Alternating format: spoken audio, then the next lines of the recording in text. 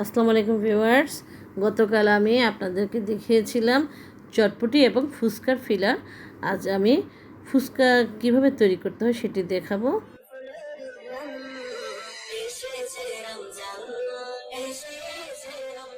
এখানে আমি একটি পাত্রে 1 কাপ লাল আটা নিয়ে নিয়েছি, আর এখানে আমি 1 চা চামচ তাল মাখনা দিয়ে নিব। তাল মাখনাটা ফুচকাতেই ব্যবহৃত হবে।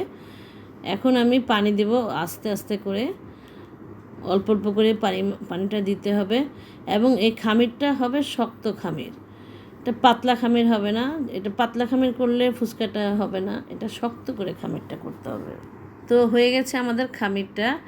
এটা আমরা একটা ভেজা কাপড় বা একটা ঢাকনা দিয়ে ঢেকে রাখবো। ওপর দিকে আমি আলাদা একটি পাত্রে 2 কাপ টক দই নিয়েছি এবং 3-4 কাপ চিনি দিয়েছি। এটা আমি একটু ব্লেন্ড করব এবং 1 চা চামচ লবণ এবং বিট লবণ দিয়ে দিব। এগুলো আমি এখন একটু বিট করে নিব। এটা আপনারা হ্যান্ড হুইস্কার দিয়ে বা চামচ দিয়ে করতে পারেন। এর সাথে আমি সামান্য পাপরিকা দিয়ে এটা রেখে দিব। উপর দিকে আমি খামিরটা নিব, এটাকে আমি লম্বা করে হাত দিয়ে বেলে এটা আমি 4 ভাগ করে নেব। এখন এরপর আমি 1 ভাগ নিয়ে একটা রুটি বেলে নেব। এটা বড় করে বেলতে হবে এবং পাতলা করে রুটিটা বেলে নেব। রুটির এটা দেখেন এই যে এরকম।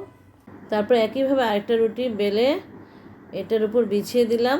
একটু প্রেশার দিয়ে দুটো রুটি একসঙ্গে বেলতে হবে যেন একদম একটার সঙ্গে একটা লেগে থাকে। তারপর আমরা এর একটা কাটার দিয়ে এখন এগুলো কেটে নেব। প্রতিটি সাইজ যেন একই হয় সেজন্য আমি কাটার দিয়ে কেটে নিতেছি। এরকম করে আপনারাও যে কোনো কাটার দিয়ে কেটে নেবেন। তারপর এগুলো আমি গরম তেলে ঢেলে দিব। হ্যাঁ, আপনারা দেখতে পাচ্ছেন আমার ফুচকাগুলি কীরকম করে ফুলে উঠছে। আমার প্রতিটি পদক্ষেপ যদি আপনারা অবলম্বন করেন তাহলে আপনাদের ফুচকাটাও আমার মতো ফুলে উঠবে। ফুচকাগুলি সোনালি আকার ধারণ করার পর এগুলো আমি তুলে নেব। যে তৈরি হয়ে গেল আমার ফুচকা। এখন আমি তুলে দেখাচ্ছি কীরকম করে ক্রিস্পি হয়েছে। দেখতে পাচ্ছেন আপনারা, একদম দেখলেন সহজেই ভেঙে গেল। তো এর মধ্যে আমরা আবার একটু ঝুরি ভাজা দিয়ে দেব। এগুলি আমি ক্রাশ করে নেব। এখানে আমি ফুচকাগুলির মাঝখানে আলতো করে ভেঙে ফুচকার ফিলারগুলি ভিতরে ভরে দেব।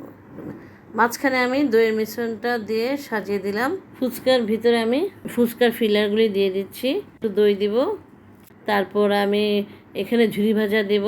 তো তৈরি হয়ে গেল আমাদের মজাদার দই ফুচকা। আজকে আমার রেসিপিটা আপনাদের কেমন লাগলো বাসায় তৈরি করবেন, আমাকে রিভিউ দিবেন। Thank you for your watching.